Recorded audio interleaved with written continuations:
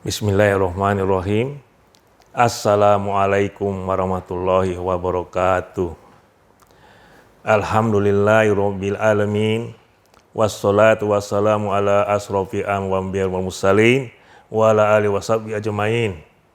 Asyhadu an la ilaha illallah wahdahu la syarikalah wa asyhadu anna Muhammadan abduhu wa rasul. Allahumma sholli ala sayyidina Muhammad wa ala ali sayyidina Muhammad kama shollata ala sayyidina Ibrahim wa ala ali sayyidina Ibrahim wa barik ala sayyidina Muhammad wa ala ali sayyidina Muhammad kama barakta ala sayyidina Ibrahim wa ala ali sayyidina Ibrahim fil alamina innaka Hamidum Majid. Rabbi shrah li sadri wa yassir li amri wahlul 'uqdatam min lisani yafqahu qauli. Amma ba'd. Para pemirsa yang budiman, Allah Subhanahu wa taala berfirman dalam Al-Qur'an dalam surat Al-Baqarah ayat 183, A'udzubillahi minasyaitonirrajim. Bismillahirrahmanirrahim. Ya ayyuhallazina amanu kutiba alaikumussyam kama kutiba alal ladzina min qablikum la'allakum tattaqun. Allah Subhanahu wa taala tidak semata-mata memerintahkan sesuatu jika sesuatu itu tidak memberi manfaat bagi yang diperintahnya. Demikian juga sebaliknya, Allah juga tidak semata-mata melarang sesuatu kecuali sesuatu itu akan membawa mudarat atau keburukan bagi yang diperintahkannya. Dalam Al-Quran tadi sudah saya sampaikan, Allah memerintahkan kita, orang-orang yang beriman, untuk berpuasa. Apa artinya? Berarti puasa itu memberikan manfaat, memberikan keuntungan bagi umat yang diperintahkan untuk berpuasa. Mari kita lihat.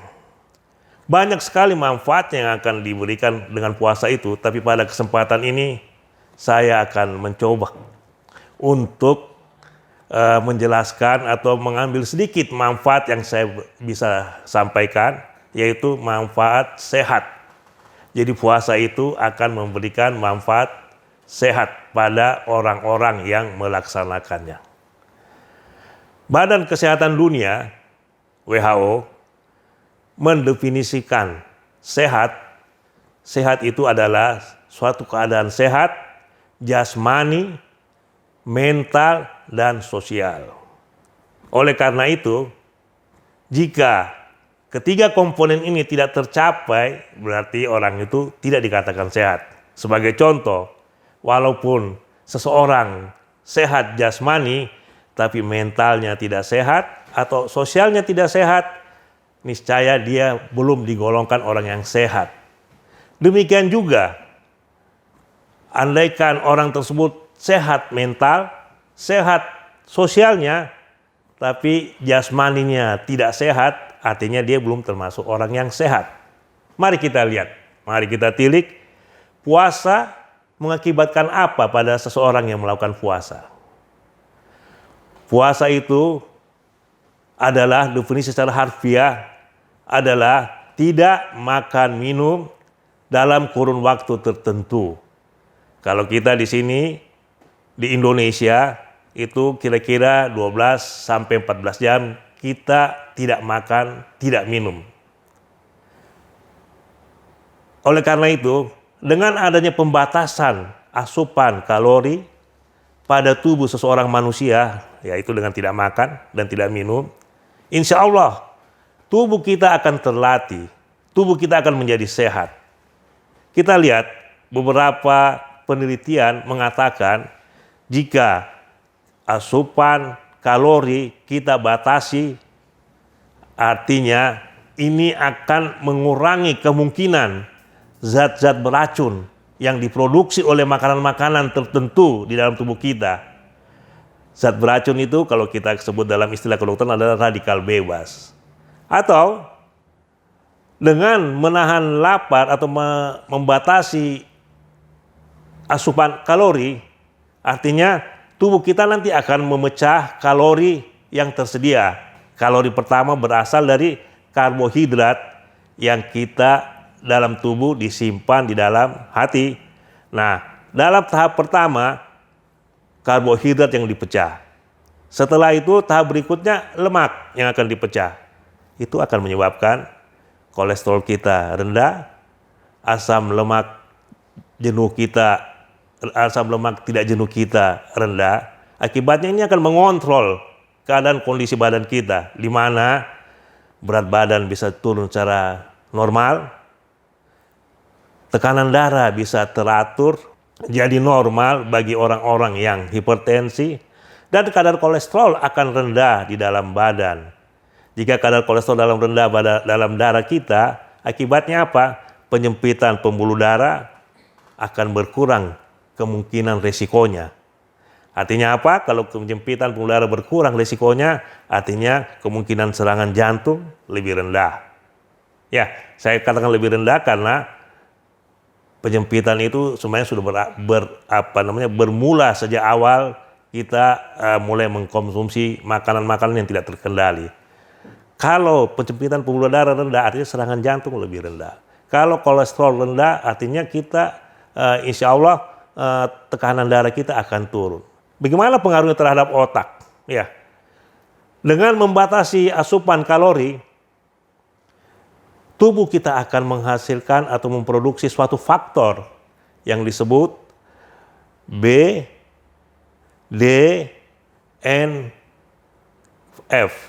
Brain Derived Neurotrophic Factor.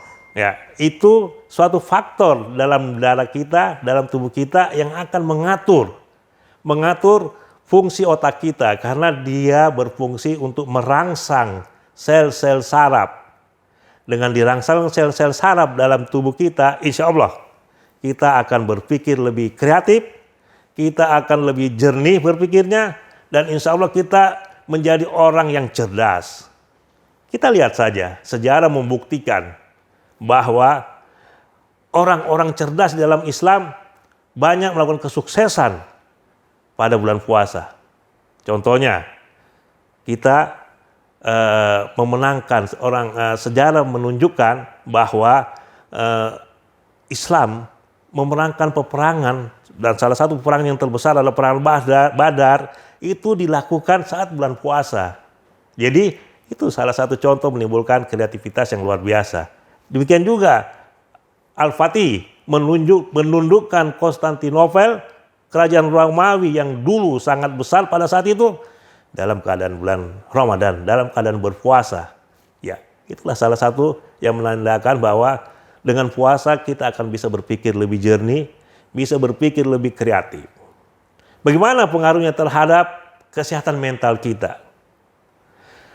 Orang yang berpuasa biasanya dilatih untuk mengendalikan diri. Mengendalikan emosi. Oleh karena itu akan meningkatkan kesabaran kita, meningkatkan rasa tawadu kita, meningkatkan empati kita pada orang lain. Ya, akibatnya ya kita berpuasa, mental kita juga akan insya Allah terjamin dengan baik, karena kita bisa mengendalikan diri kita. Bagaimana dengan kesehatan sosial? Dalam berpuasa, dalam bulan Ramadan, kita dianjurkan untuk memberi makan pada orang-orang yang berpuasa, memberi buka puasa maksudnya, iftar misalnya. Itu apa korelasinya dengan kesehatan sosial kita? Itu artinya kita berempati kepada orang lain, di mana kita tidak usah khawatir terhadap apa yang kita dapatkan pahalanya. Karena barang siapa yang memberi makan orang yang berpuasa, insya Allah dia akan mendapatkan pahala orang berpuasa tersebut tanpa mengurangi pahala puasanya sendiri. Jadi 2 kali lipat. Jadi itu adalah hubungan sosial. Dan puncaknya pada saat kita puasa adalah zakat fitrah. Zakat fitrah itu salah satu salah satu usaha atau satu kebiasaan untuk kita berempati terhadap orang lain. Karena kita tidak mungkin akan mengeluarkan infak, zakat kalau kita tidak berempati kepada orang-orang lain. Oleh karena itu, puasa membuat kita tadi sehat jasmani, sehat mental, dan sehat sosial. Itu puasanya, insya Allah. Nah, bagaimana puasa akan baik kalau pola makan kita tidak diatur dengan baik, ya. Jadi puasa juga tidak serampangan makan sesukanya, sahur sesukanya, buka puasa sesukanya. Tentu kita dibatasi oleh hal-hal atau hukum atau syariat yang dianjurkan oleh Rasulullah SAW. Salah satu contoh pada sahur dan buka puasa, Rasulullah itu lebih menganjurkan dimulai atau dengan kurma basah atau kurma kering. Kalau ditilik secara ilmu pengetahuan, kurma itu mengandung kalori sangat tinggi.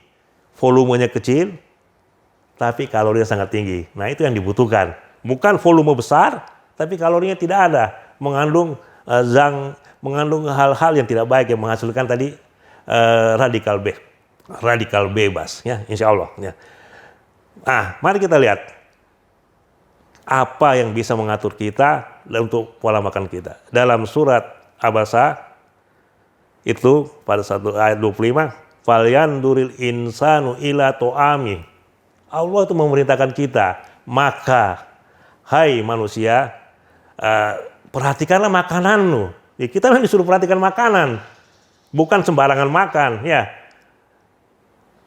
Dalam surat Al-Baqarah juga itu justru diatur makanan apa yang kita harus berikan, ya. Auzubillahi minasyaitonirrajim. Bismillahirrahmanirrahim. Ya ayyuhan nas, kulu mimma fil ardi halalan thayyibat.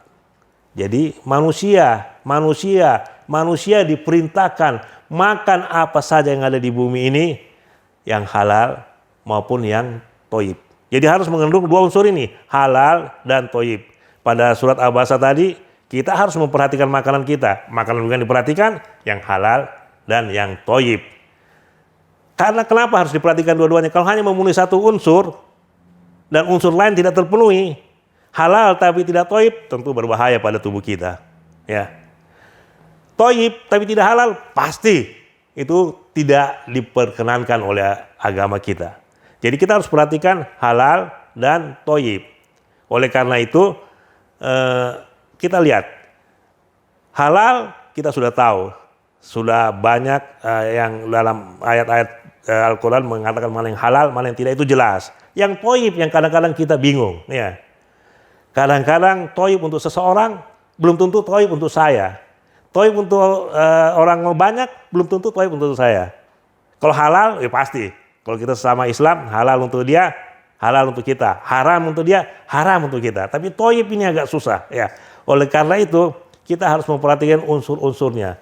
Dalam makanan yang thayyib itu harus lengkap mengandung unsur kalori, dalam ini karbohidrat, unsur lemak, unsur protein, dan vitamin dan mineral. Jadi kita sahur juga harus memenuhi ke unsur-unsur gizi tersebut.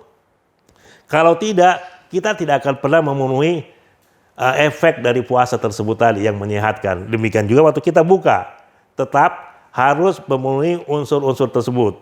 Hanya pengaturan yang perlu kita atur. Jadi misalnya seorang anak balik yang remaja, ya, seorang remaja itu membutuhkan kalori banyak, protein banyak, lemak banyak. Ya, itu dibutuhkan banyak, ya.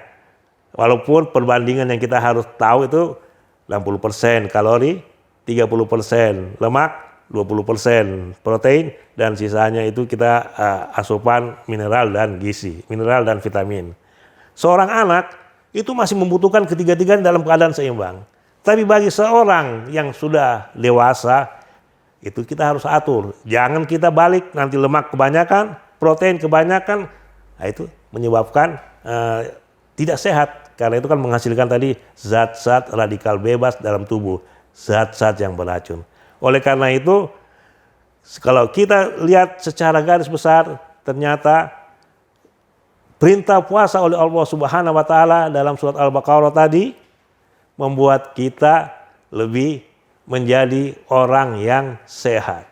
Wa antasumu khairul lakum in kuntum ta'lamun.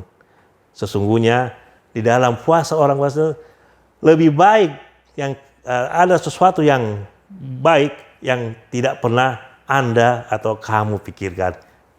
Wabillahi taufiq wal hidayah. Wassalamualaikum warahmatullahi wabarakatuh.